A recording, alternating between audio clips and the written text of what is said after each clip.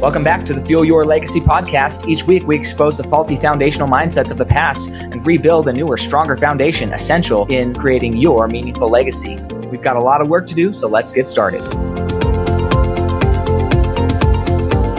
As much as you like this podcast, I'm certain that you're going to love the book that I just released on Amazon, Fuel Your Legacy, The 9 Pillars to Build a Meaningful Legacy. I wrote this to share with you the experiences that I had while I was identifying my identity, how I began to create my meaningful legacy, and how you can create yours. You're going to find this book on Kindle, Amazon, and as always on my website, samknickerbocker.com.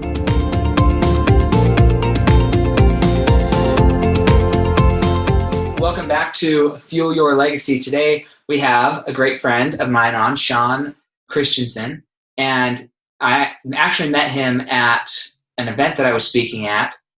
I had been in contact with a few different people who have done similar things, hypnosis, neuro-linguistic programming. I've actually participated in as a client and learned how to do certain levels of it for my clients in that. So when I met him, I was like, I want to, one, have him on my podcast because we need more hypnotists on our podcast. But two, wanted to know kind of the ins and outs there. So we've met a few times, and I'm just excited to bring him now to you so he can share what are the benefits, how this has helped him, and kind of where he sees this going for his life and in the future, and how it's connected to his legacy.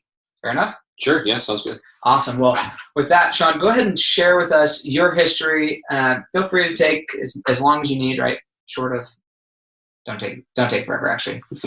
But yeah, take some time and let us know exactly the storyline of how you came to where you are and became who you are today.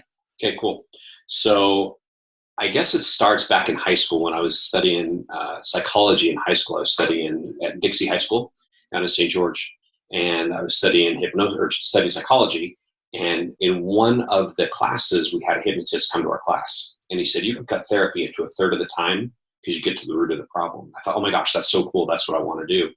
So I started studying hypnosis, and everything that I read was right. He said that you can get through the problem a third of the time. I thought that's definitely what I want to do. So I became a hypnotherapist first. Out of high school, I was reading as many books as I could, and then I went to an academy up in Salt Lake called the Academy for Life Management, where I studied hypnotism and became a certified hypnotherapist, which is what we could call ourselves back at that time. In 2003, it was legal to call yourself a hypnotherapist. Now it's not, unless you have a mental health certification. Anyway, so I went to that school, became certified. I opened up an office called the Alpine Hypnosis Center in Provo, and I opened that in 2003, and I did that there until about 2017. I had my office there. Back in 2004, I became a stage hypnotist. I started watching stage hypnotists and thought that is really cool. That's what I want to do. So I joined this hypnotist up in Salt Lake for a couple of years, mentored under him, started doing my own shows, and then I rebranded myself as what's called the Hypno Hick. So that's kind of a fun little thing. And so I've kept that name for 15 years now. So anyway, so yeah, I've been the Hypno Hick for a long time, and in the meantime of that, I still was doing one-on-one sessions with clients, and got really interested in forensics hypnosis. So I started studying forensics hypnosis, got certified in that in 2014. I also became certified as an instructor for the National Guild of Hypnotists, where I can certify other people to become hypnotists as well. So that's kind of my backstory. In the meantime of all of that, I've always wanted to be a public speaker. So that's kind of what I'm doing now. That's my next goal in life is to start doing those and doing retreats and workshops and all that kind of stuff. That's incredible. So I'm curious what, because I also studied psychology, and I think, it's just fascinating, really, that we both had a similar goal of how can we do this faster. So when I was going through psychology school, I was like, this does not sound fun. Like sitting there listening to people's problems over and over and over, not resolving them. Why? And that's what it seems like to me most therapists do. Don't take offense if you're a therapist. I'm not trying to bag on you, but that's my experience. And I think there's value there. I went to a therapist for many years of my life, and I think that there's nothing wrong with going to a therapist for that purpose. But there does come a point in time where you maybe want something more effective or to actually heal that trauma. Why do you think it is that, because most people are going to hear about hypnotherapy or hypnosis at some point during psychology classes as part of education. Why do you think some people gravitate towards it and other people are like, no, I don't want to do that? Like, if it's that much more effective, why is it not being more widely used? I think people have a big fear about what hypnosis is and a misconception of what it is and what it can do. I was actually talking to a master psychologist who is out of Salt Lake, who is now a hypnotist. And what he was taught to do was they have to diagnose the problem, right? That's their big job. It's, okay, you're telling me your issues. I've got to diagnose something, because they work in this corporation where a psychiatrist can now prescribe a medication. And so now it's this, oh, this is going to take 7 or 10 years to get over. Where hypnosis is not like that. Hypnosis is, let's get you in. My goal is to help you go out and be on your own from this point forward, 3, 4, 5 sessions and we're done. So I think that there's just kind of that old mentality of, oh, this is going to take a long time. You've been diagnosed with this issue, so now we're going to talk about it. As far as in class or in high school, I don't know why some people gravitate towards it and some people don't. I just knew that's what I wanted to do. So there was no question.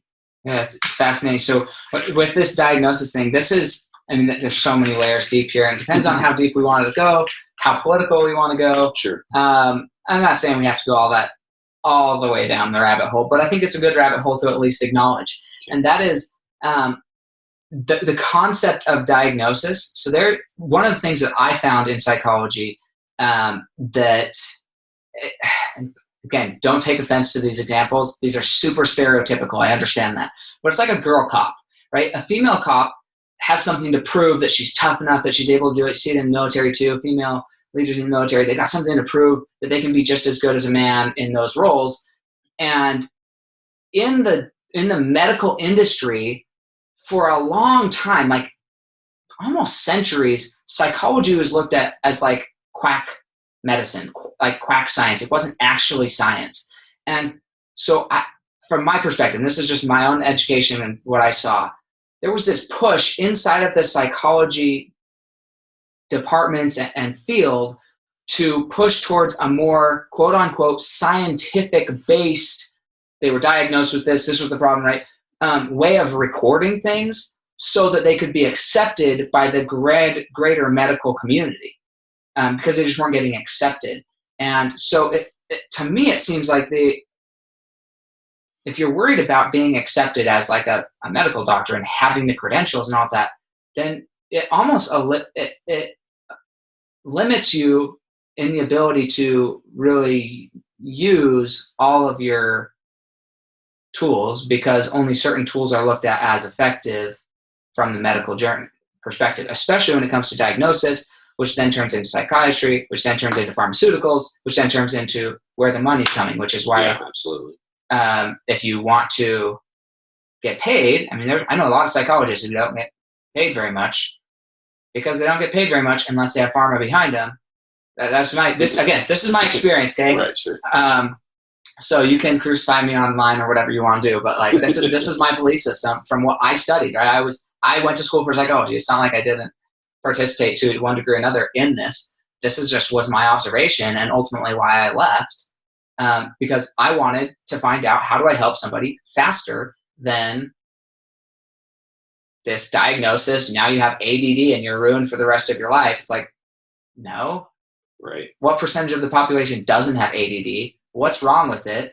It's okay, how can we use that to benefit a person and look at it as a gift rather than not? That's my perspective. But I found, after going through psychology, neuropsychology, biochemistry, which I want to get into some levels of that where it comes to like why hypnosis works, but down to sociology, for me, I found the most effective way to shortcut somebody's help was to not have it become a problem and teach them how money works. Because statistically, most of the social issues that therapists are seeing their clients for are a result of lack of or are co-existent in a home where there's lack of money, understanding how money works. Not that it's a cause, but that's hard to prove. But high correlation between the two. And so that's why I'm in finance. You have the same objective. How do we shortcut the successful healing of this? And you went into hypnosis.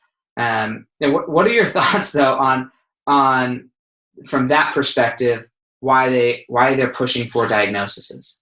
I think it's just how it's been done forever since Freud. Is like we just want to do this, and so they're just following the tradition. That's the way grandfather and great grandfather and everybody else before them did it. So that's all they really know.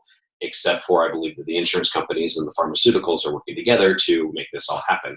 So again, from my perspective, again, with going to the psychologist that I went to, the therapist, isn't kind of the objective. This is the irony that I find in the industry, and it probably happens in my life all the time, so you can call me out on it as well.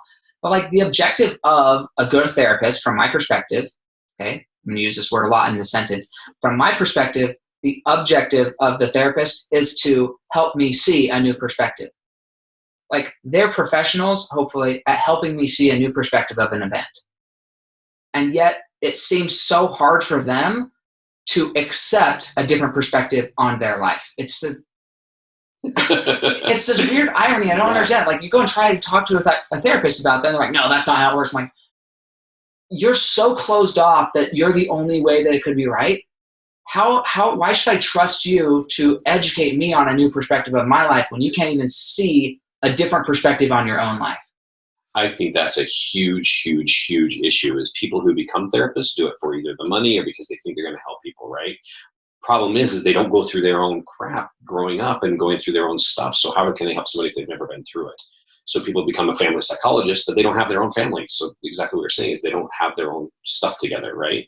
So I do believe that people need to go through their own stuff. That's what makes a really good therapist. Yeah, I 100% agree. That's interesting. So now I'm curious, and maybe you have the answer, I think you would, but at what point, like what changed in society that you used to be able to call yourself a hypnotherapist, but now you can't unless you have extra credentials? So what changed? Why did they start making the distinction again? Because this is the separation between the quack and the credentialed. So what changed in our economy, in society, in medical environment that demanded that change? So the big talk about it is that the psychologists and the psychiatrists were upset that they were calling themselves therapists when we hadn't gone to as much schooling as they did. So why can you call yourself a therapist if you go to a hypnosis school? That's the biggest reason is they don't want to compete with us. We can help people change so fast, but yet now we're taking their clients. It could be all conspiracy theory as to why that's happening. I don't know, but that's what I've heard, and that makes sense to me. Well, somebody wise once said, the simplicity is ultimate sophistication. Sometimes I think you can tell somebody the truth, and they're like, no, it can't be that easy. It probably is that easy. I'm more inclined to believe something that's stupid simple. I'm like, oh, that's a logical. It's an idiotic move, but it's logical. Like that makes sense based on human emotion, based on ego, based on these principles of like humanity. That actually makes sense. Now, us trying to explain all these other justifications of why we did something, that sounds like a big chain of justifications so that you don't know why we did it. Right. That's what that sounds like. So that's funny. So with all of your education, what have you found to be the most enjoyable part of hypnosis? So I got two parts of the business, right? So I have the therapeutic side or the healing side or the whatever you want to call it side, right? The one-on-one client side. And then I also have the comedy stage hypnosis, and they both have benefits for two completely different reasons. One is I love entertaining. That's been my whole background is I love entertaining people, and I love to create an experience for people. So that's actually the new business going to be called the Shaun Christensen Experience, because that's what I want to create. And that's enjoyable to make people laugh. But then you have the other side, which is when you're helping somebody to overcome something. And the cool thing about hypnosis, you can see an instant change, or they open their eyes and they're like, oh my gosh, that makes so much sense. And so they have this instant gratification. Now, here's an example. I worked with a 12-year-old wrestler, and he was competing or comparing himself to his brothers. So he was doing kind of poorly in wrestling. He hadn't even won a match. And so I worked with him one session, and I got a message from him just a little while ago saying, hey man, thank you very much for helping me. I took second in state for wrestling. So those kind of things you can't get by working a 9-to-5 Walmart job, right? Yeah, probably with my groceries or whatever, right? Yeah, maybe you can if that's if that's how you receive fulfillment. Sure. right? Sure. I'll challenge you on everything. That's okay. I don't think there's right or wrong, but yeah, I think that's where are you getting your fulfillment. And so for you, you get your fulfillment from being able to hear those success stories of like how much somebody changed or how much that success happened, or in the form of laughter, enjoyment, and almost a relaxation, and letting go of cares of the things that stress us out on a normal basis. Sure. Yeah. That's awesome. For me, it's very similar. I come to work and I love seeing somebody who's like super depressed about their financial situation, because I'm confident most of the time that by the time I'm done working with them, they're going to be smiling and like, yeah, I know where I'm going now. That's an exciting thing. I love it. That penny drop is the same that I experienced when I was on a church mission teaching about Jesus Christ. It's the same moment, because it's the same. It's ultimately, in my mind, it's the same transformation, whether we're talking about Christ or whether we're talking about money or whether we're talking about health or success. But it's the recognition that you are worth a better life. That's the recognition. And once you recognize that you're worth a better life because of you, that's the penny that drops, whether that's you're worth a better life so you believe in Jesus Christ, you're worth a better life so you spend your money more intentionally, you're worth a better life because you're no longer comparing your success to your brothers in wrestling. It's you're worth something. And once they recognize that they have worth, that once that penny drops, that's the beautiful thing for me in my experiences. That's a really good way to look at it. I like that. I think so too. Yeah. I'll pat myself on the back for that one. Good for you. Yeah. So what were your biggest naysayers when you're going through this process of getting educated on hypnosis and how that works and building a career out of it? Who were your biggest naysayers, and how did you overcome them? And I would say, who are your naysayers today? Because I'm sure that happens. People who, every time you get on stage, I don't believe in hypnosis. There's always somebody in every crowd who's that way. So how do you deal with naysayers in your life? Gotcha. Okay, so back to when I first started, hypnosis in Utah, right, was really, against the commandments. Yes, God was shamed upon it. Right. Sorry. It's against the Book of Mormon, right? So there was a lot of issues when I first got started in this, and I would come up against a lot of walls. But there was that burning, I got to do this. I know it's helpful. People just have a lack of education of what hypnosis is, right? Hypnotism sounds like mysticism, which sounds like whatever else, right? So people are assuming that it's this stuff that you can't do, but there's a whole scientific principle behind hypnosis. Once people learn that, it's like, oh my gosh, this makes a lot of sense. And so we go in and out of it all the time, right? 7 times a day we're in hypnosis trance, or longer, or more. At least. Right? And it's different for every hypnotist. But yeah, we spend a lot of our time in a state of hypnosis, right? Or a trance. So anyway, once they're educated, it helps. The biggest problem is back in the 90s, prior to the 90s, and then early 2000s, is the stage hypnotists were very, very dark and I'm in control of you, blah, blah, blah, right? So I wanted to give it a different feel. So once I started empowering people from the stage, that opened up a whole new realm. A lot of hypnotists are doing that now, because now it's like, oh, this is a powerful thing, and no, it's not crazy and weird. So that's helped open the doors for me to be able to do a lot of schools and fairs and corporate events, because I give it a good feeling, right? So that's kind of shifted the mentality. I'm not saying I did it by myself, because the whole community kind of shifted that at that time. So that's the first part. My biggest naysayer was my mom.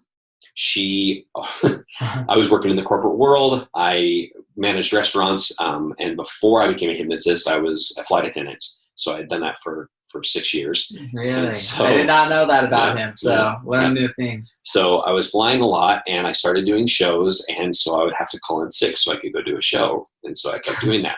Well, the CEO of the company, I actually hypnotized their sister and helped them losing weight, and it worked.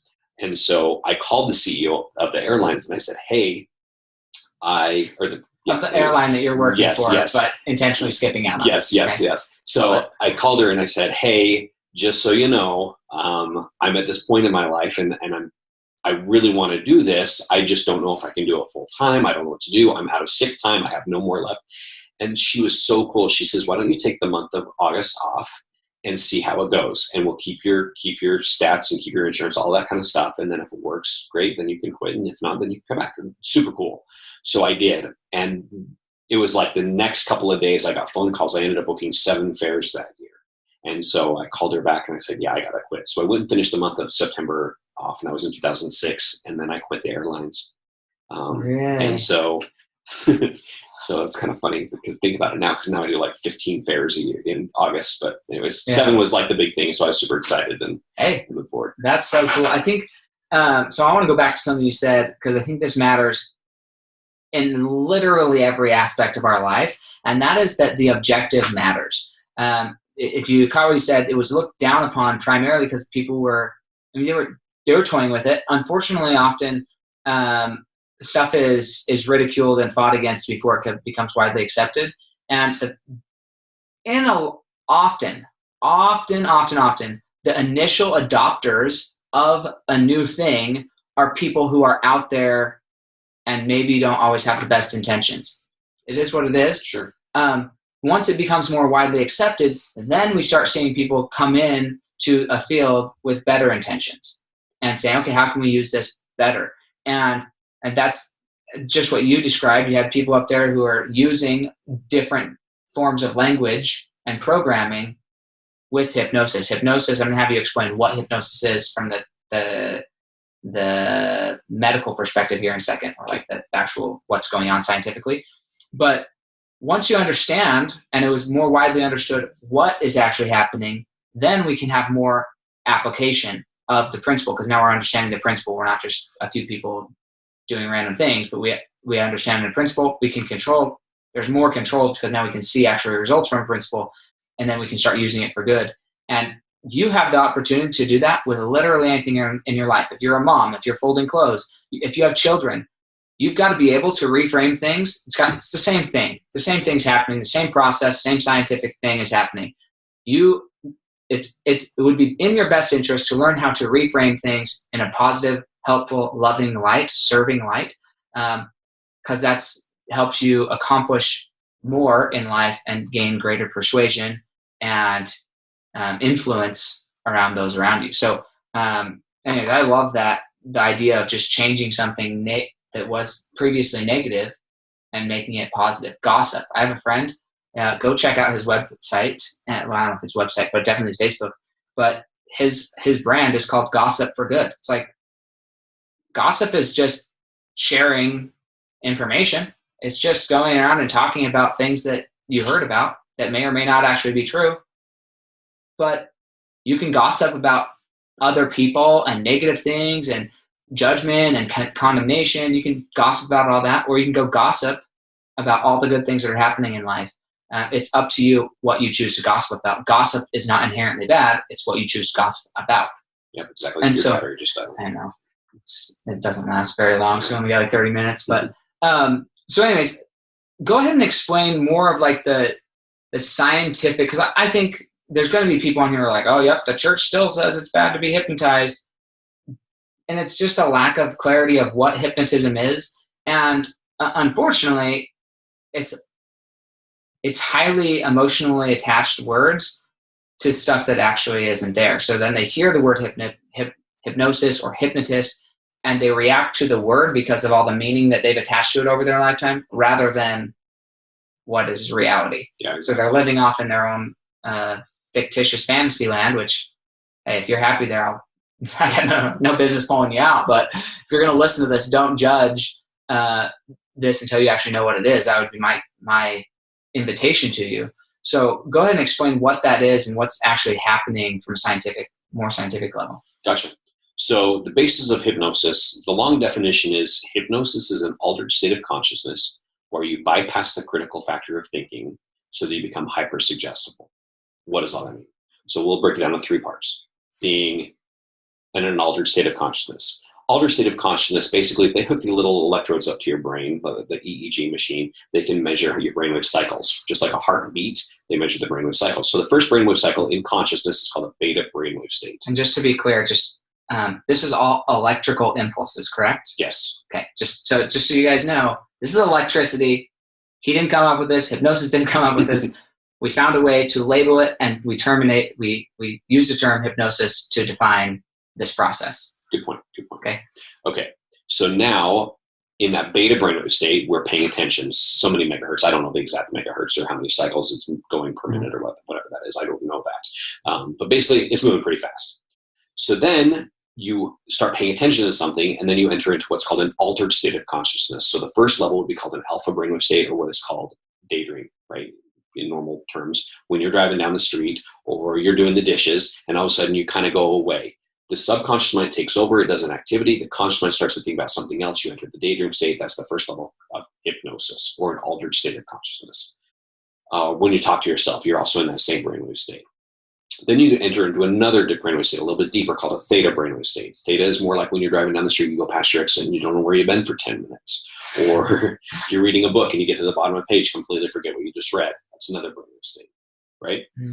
Then you have delta, which is a little bit deeper. And this is more like, it's more like when you get a phone call in the middle of the night, you talk to somebody, hang up the phone, and you don't remember who you talked to.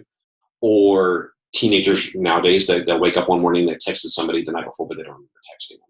So this amnesia starts to happen in that brainwave state. Now, these are all normal, natural states. This isn't just hypnosis. This is normal activity. Sure. Then you have the deeper level, which is called somnambulism. Somnambulism is when you can kind of fool with the senses. That's when we can lessen pain. Or if you watch a stage show, you can have somebody eat an onion, but they think it's an apple. They have zero physiological signs of what's going on. So that's kind of the deeper level. Now, there's all sorts of levels in between those states. Those are just the basics of how the brainwaves are working. Now, in hypnosis, there's basically four ways how to get somebody into that trance, okay? So that's the altered state of consciousness. Now what happens is you start to bypass the critical factor of thinking. Critical factor thinking is your programming, basically telling you who you are, who you aren't, who you are, who you aren't, what you can and what you can't do. So if I'm working with a weight loss client, everybody knows that it takes two things to lose weight, which is diet and exercise, right? If I change my diet, eat less, exercise more, like burn more calories than I consume, I should lose weight. That's the theory, right? Yeah, I'm going to say. Everybody thinks they know that, or they know that, and it's not true. One of the two. Right. And then we get wound up in the yeah, but. The yeah, buts are, I really like chocolate cake, or yeah, but I like cookies, or yeah, but it's the holidays, or yeah, but mom, here's where the programming comes in. Yeah, but mom always said that I got to finish my plate because they're starving kids where? Africa. They're starving kids in Africa or Ethiopia, Salt right? Lake. Right? So then we have that programming based on that, and then that's where hypnosis comes in. We put them in the altered state of consciousness to reprogram that. Well, people think that in that state you can have mind control, right? It is not mind control, because you still have that moral and ethical code that no matter how deep into hypnosis you go, I can't break that.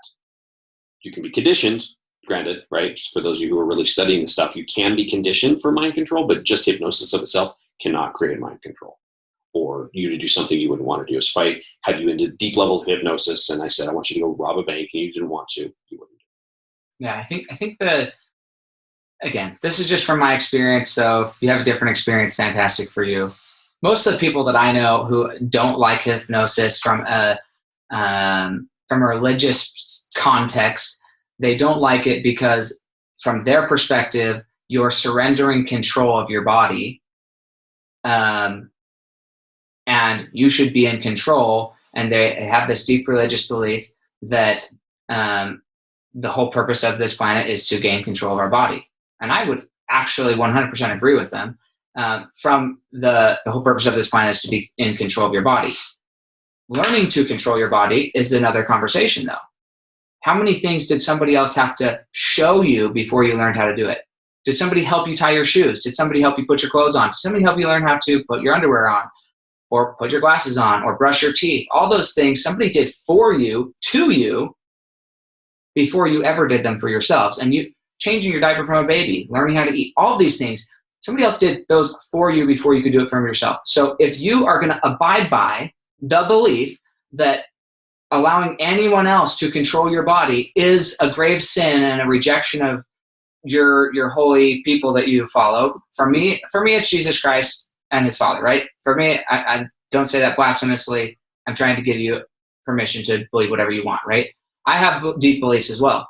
But if you're going to abide by that, then we have to be able to apply principles across the board. So stop taking care of your children, stop helping them do anything, stop driving them around, stop doing anything for them that's not in them choosing to do it, and see how well you like life. I think you're going to quickly agree that sometimes it's better to have somebody show how to do something first, or to be taught how to do something. Definitely don't send your kids to school. You wouldn't want that, okay? So like the reality is, a good hypnotist that I've seen, they are helping you. They are facilitating something by your choosing. They're facilitating it, right? They aren't walking around hypnotizing people without.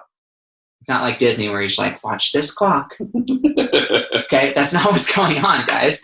So, one, you are choosing into an experience to learn something to better yourself. Number one. Number two, once you understand how a lot of this stuff is, once you understood it and you've practiced it, how difficult is it for you to use principles, maybe not full on hypnotize yourself, but use principles of hypnosis in your everyday life?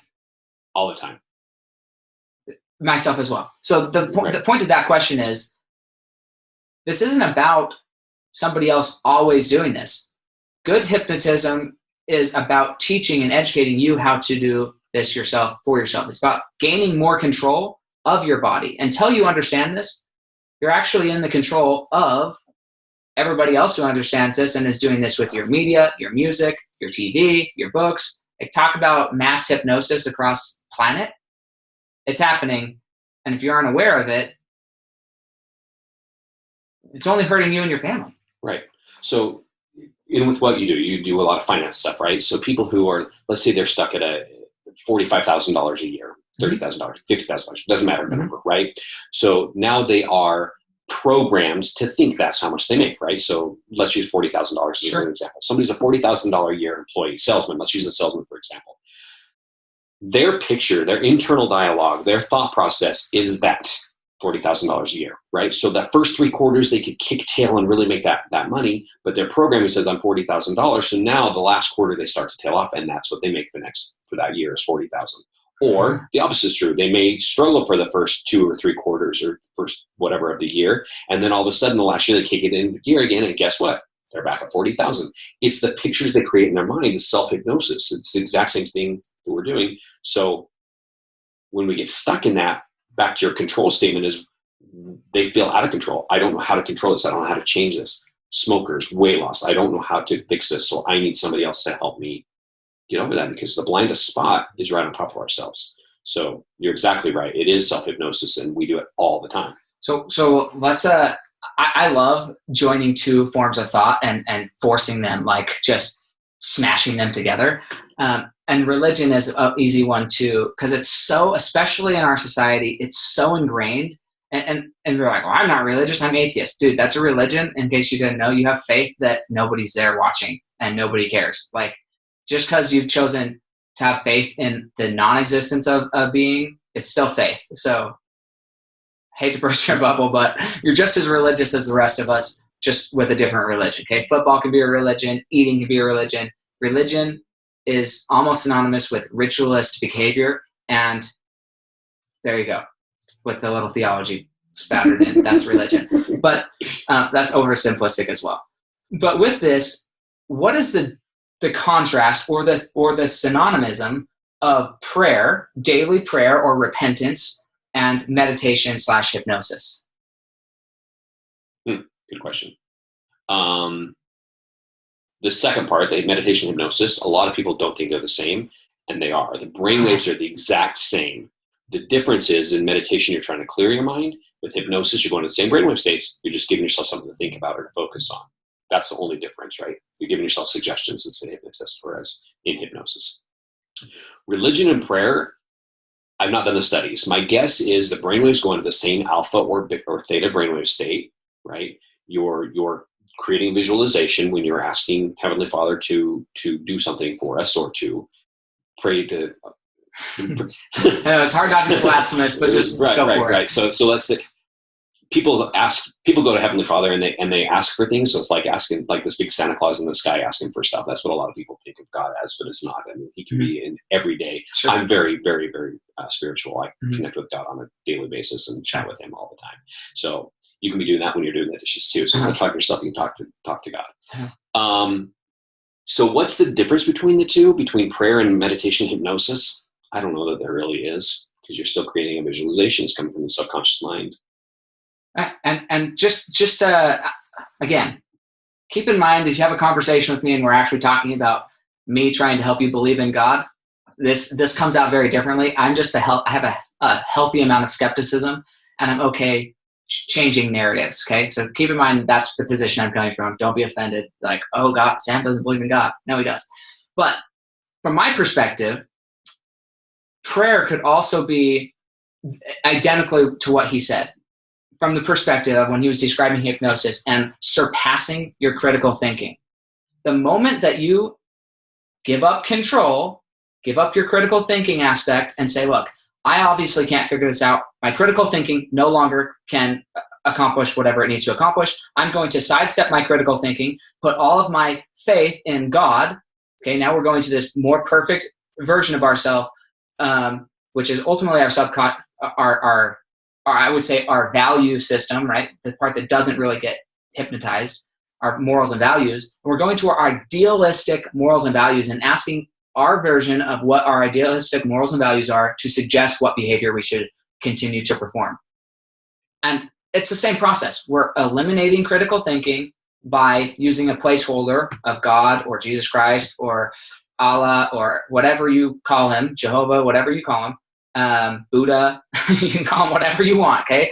But it's a sidestep of critical thinking going into something that, for all intents and purposes, nobody's been able to empirically prove that this person exists. So we're sidestepping that with the intention of connecting deeper with our self-conscious and our morals and our values so we can become better and change our habits, change our circumstances, change our reality. That's my if I was to define prayer, that's what I think is happening from a more scientific explanation. And I think it's the same. You're self-hypnotizing yourself every time you're praying, ideally. That's deep, dude. And if you're not praying, and here's the worst part about it. If you decide, well, I don't need prayer, and you get rid of prayer, then what are you doing to better yourself? At what point in your day are you self-hypnotizing yourself to be better if you decide you don't believe in God? What else are you using to sidestep the critical thinking portion of your being? That maybe that just went way too deep for people, but that is the way my mind thinks. And I think it's important because knowing that gives you so much more power to create. It gives you so much more power to determine what it is that you actually want out of life. And again, move past a lot of this crap that we hold ourselves accountable for, which is why we have anxiety, depression, all these things. We're holding on to stuff that's really not ours to hold on to. And yeah, what you say, if you get rid of prayer to better yourself for what, or for who, or for what reason, there's no point, right? What is better? Because there's no good or bad if you're not believing in a higher power, aside from what society says is good and bad now. Yeah, I don't know. I still think there's a best of me, and me is based on how successful am I at create. Okay, so this goes back to a deeper religious belief that I hold, that the purpose of this planet is to become like an infinite creator. Now, you can call him God, you can call him whatever, but our purpose on this planet, as far as I'm concerned, is to learn how to create the way we saw other people creating. And if that's my goal, then although there's no good or bad, again, it's just like hypnosis. You could use the principle for a good outcome or a bad outcome. The goal is, how good are you at creating intentionally? Because if any promise is real that we are going to become like God, and then we got to learn how to become like God at some point, and that's what this whole thing is for. This is my religious beliefs, right? So, but anyways, I think that's what we're doing here. So learning how to create is the good or bad. It's how effective are you? It's not necessarily is what you're creating good or bad. It's how effective are you at creating it. And the enlightenment comes with being willing to accept that everything that is happening right now, you are creating, and then changing the inputs to create better. Sure. Create more things that are going to serve you or give you the outcomes that you want. You may create that something gives you the outcome you thought you wanted and find out, man, I really didn't want that outcome. That happens. Well, and sometimes, we're bettering as a hypnotist, I've helped somebody become a better version of themselves. Sometimes the spouse isn't on board with that. I've helped females become very self-confident. The spouse doesn't like that all the time. And one lady got a divorce. That wasn't the reason she came, but she's happy with herself. It caused a bad thing in both of their eyes, but not really, because she's happy. She's better. Yeah. She's thankful. And I agree. I'm not one to like preach for divorce or for any of those things, but I am 100% in the business of helping people identify their identity and know who they are. And it's the most loving, honest thing to do, to finally identify who you are. And if you're not compatible with the person you're with, it's the most loving thing to do to express that. Now, how you move forward with an incompatibility, that's on you guys, but as in that's up to you how you want to deal with it, not like on you and it's all bad, right? I'm not saying that, but it's the most loving thing to do to show up fully for somebody. If you're choosing to not show up fully, then you're ultimately not trusting and giving that person the opportunity to accept you. You're making an internal judgment or condemnation to that person that they aren't loving and compassionate enough to accept you for who you are.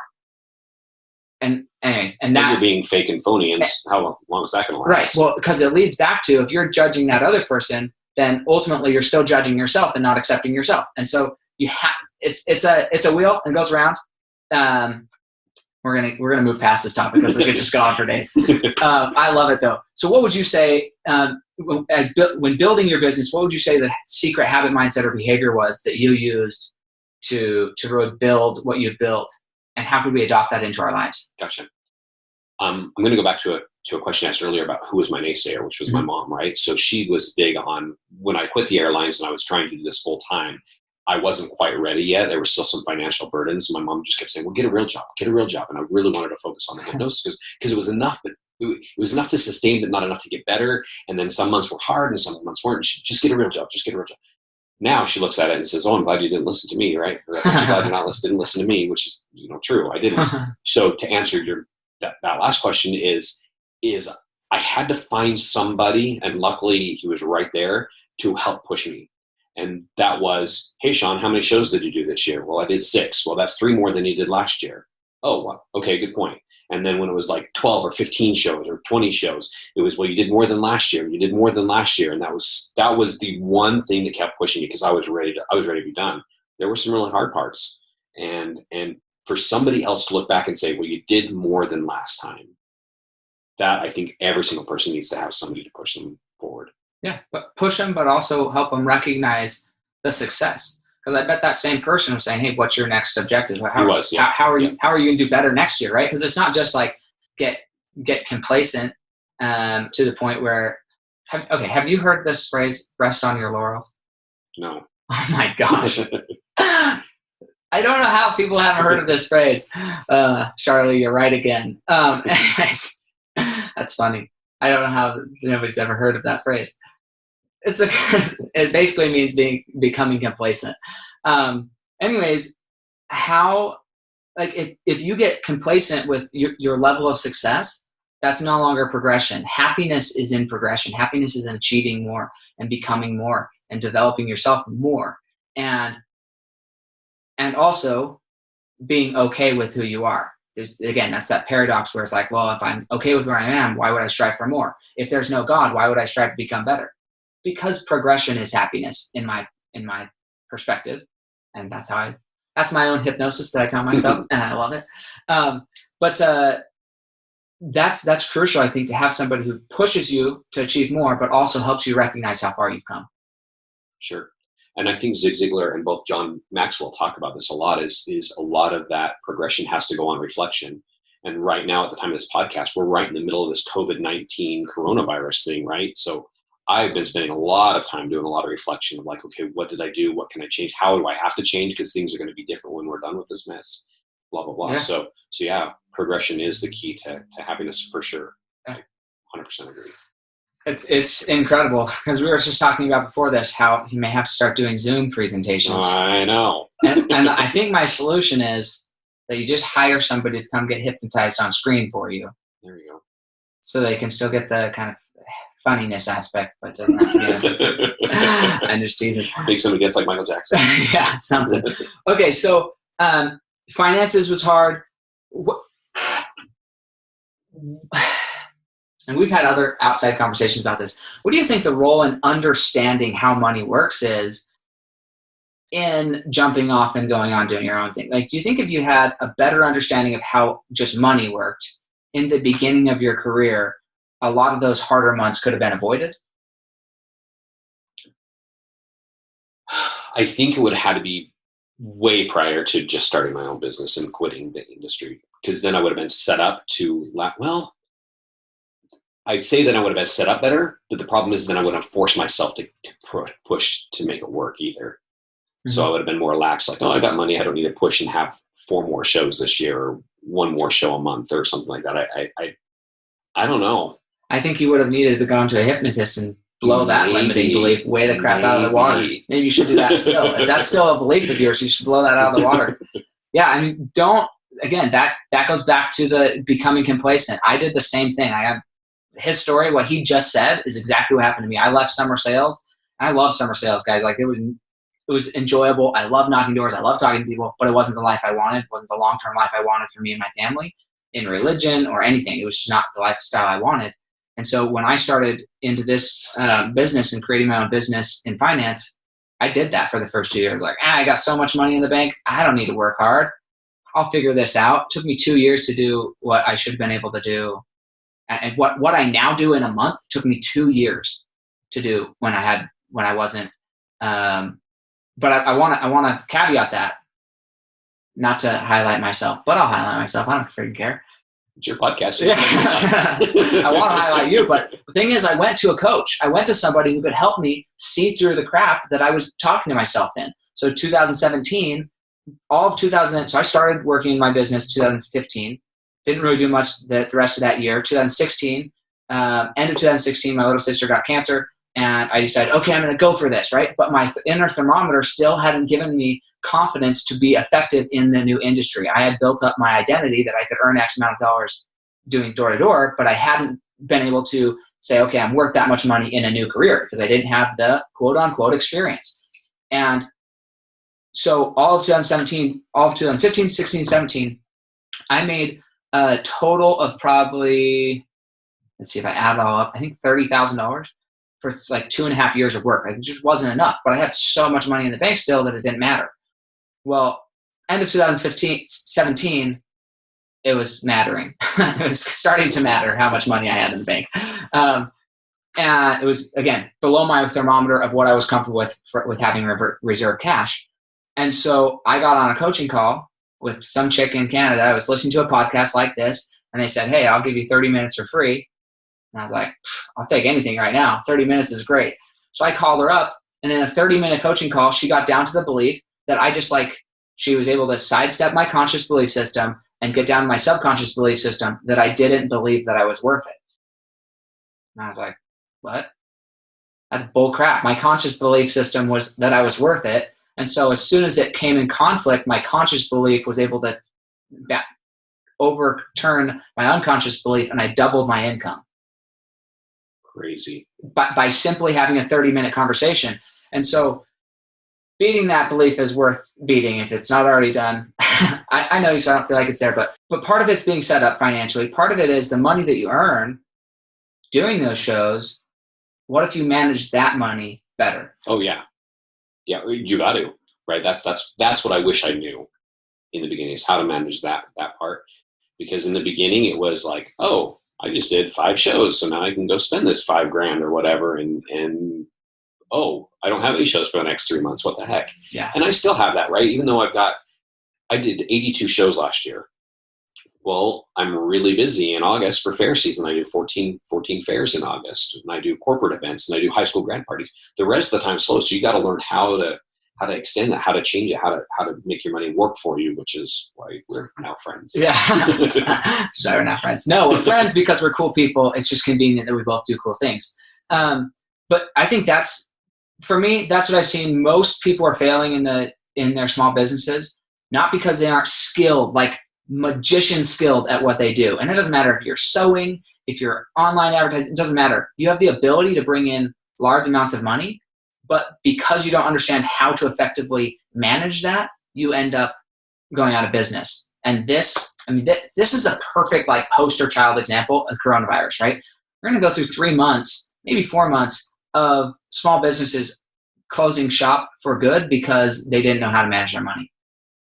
It's super, super unfortunate, but it's super, super important also to take this as a learning experience. Don't blame the healthcare. Don't blame the government. Don't blame the Chinese people. Don't blame people for it. Accept it as a learning lesson, a gift that you're so glad you learned today instead of in 4 or 5 years from now, and adjust, make some changes, and change your life and the lives of those around you. That's all I could encourage you to do, because it's coming.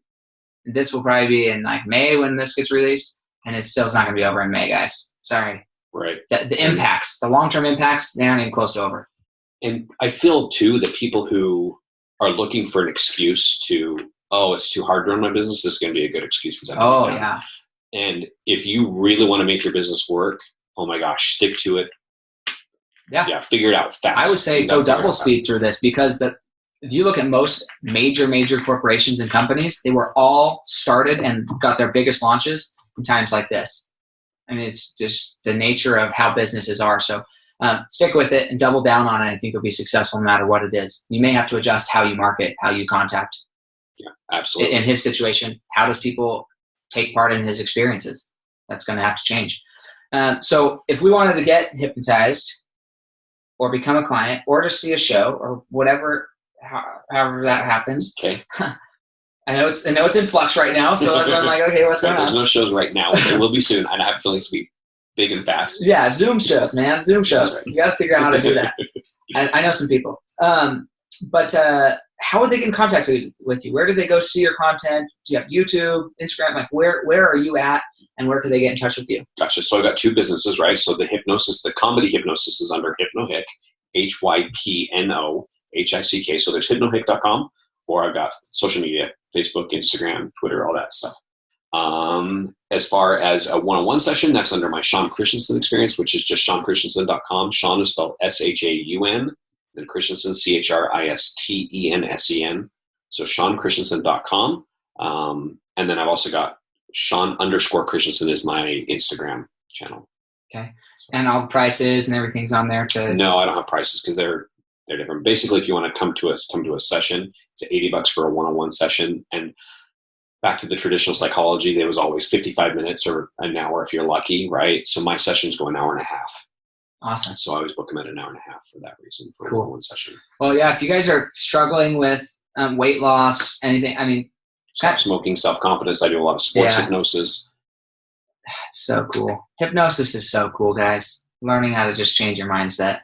It's life-changing. Yes. Okay, so I got 5 questions. This is Legacy on Rapid Fire. Yes. Okay. Sweet. 5 questions, 1 word to 1 sentence answers, kind of like a game show. I may ask you to clarify if I don't like your answer.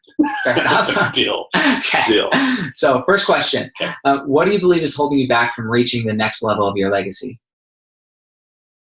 Lack of knowledge. Okay. What knowledge do you lack?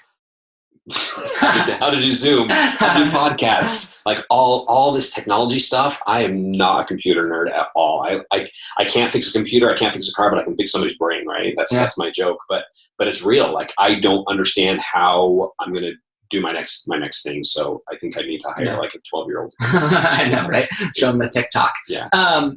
No, but really, I think that is so many times people answer that question with either myself or knowledge, whatever, and they're simple answers. The key to these simple answers is, do you know what it is that you're missing?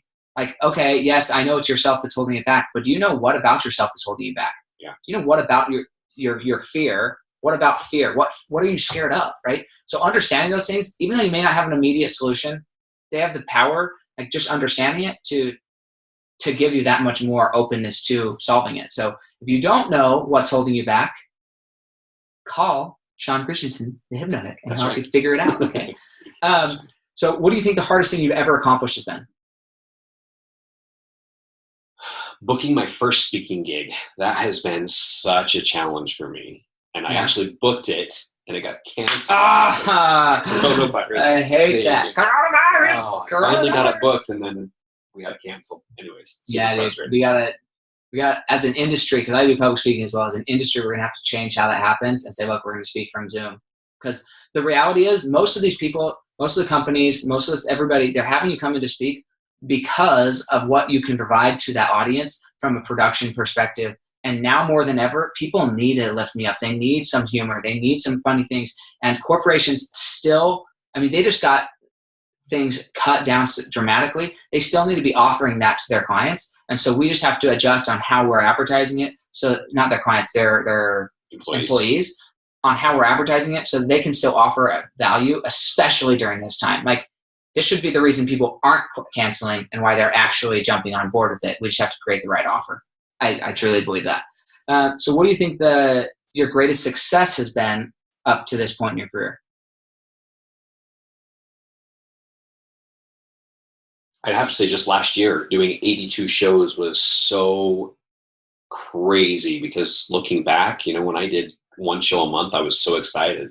And, I look back and say, oh my gosh, if I only did 12 shows, that'd be awful. But, doing 82 shows in a year was super cool. Yeah, that's incredible. For me, one of my goals is for me and my company to help 80 families this year. So nice. If we can accomplish that, it'd be awesome. It's like 7 families a month, almost a little over 7 families a month. So it's not a ton, but it's like, if we can just consistently do that, then that'll be 80 families then their lives have changed. I think it will need to be increased with the coronavirus thing. When you say you want to help the family, help them how?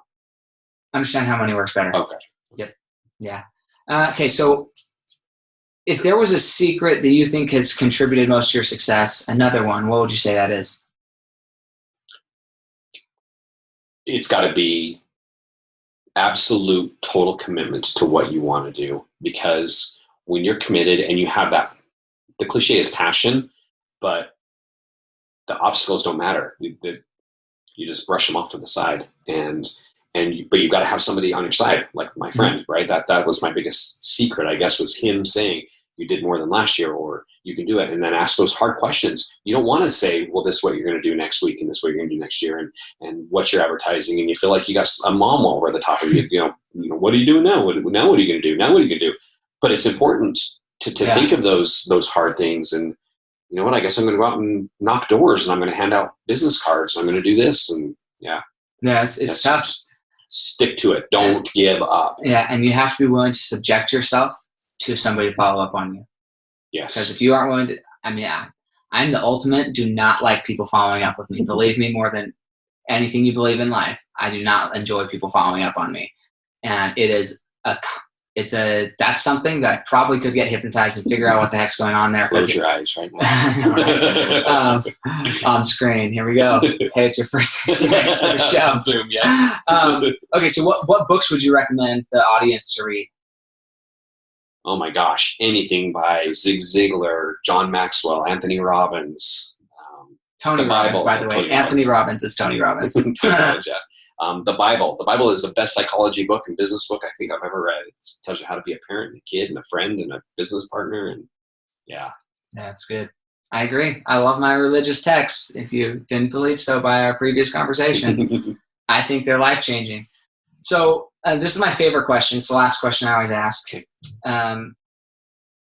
We're going to pretend that you died, though. Okay? So you have to get in the headspace of you're dead, gone. Okay. We're talking 6 generations from now. So your great, great, great, great, great grandchildren. Okay. They're sitting around a table and discussing your life, what it meant, your mission, what you were able to accomplish. They're discussing your legacy. What do you want them to be saying about your legacy 6 generations from now? Gosh, dang.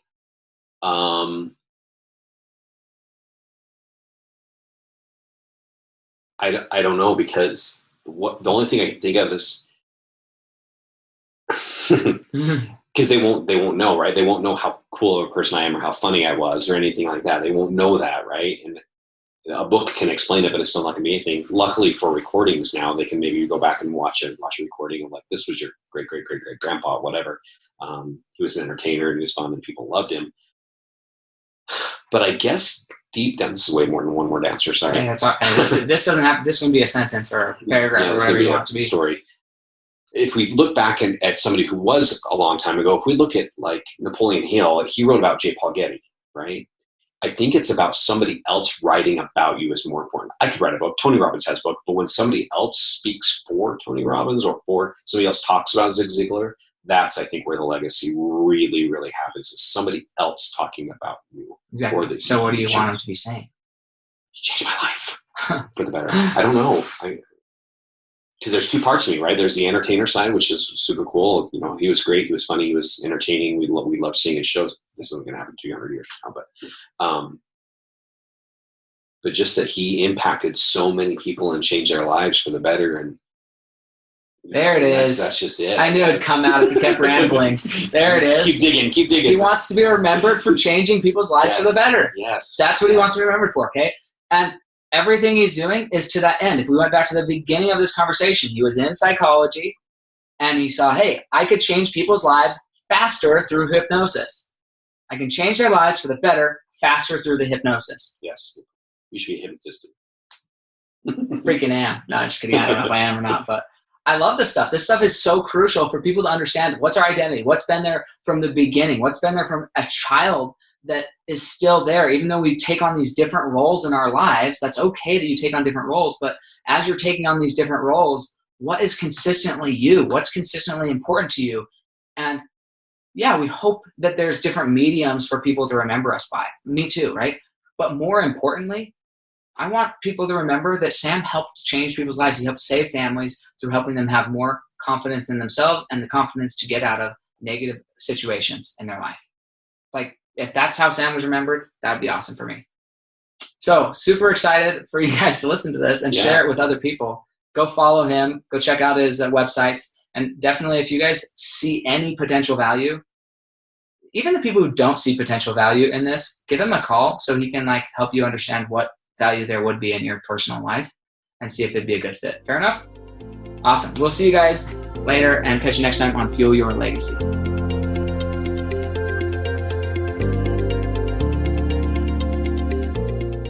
Thanks for joining us. If what you heard today resonates with you, please like, comment, and share on social media. Tag me, and if you do give me a shout out, I'll give you a shout out on the next episode. Thanks to all of those who've left a review. It helps spread the message of what it takes to build a legacy that lasts. And we'll catch you next time on Fuel Your Legacy.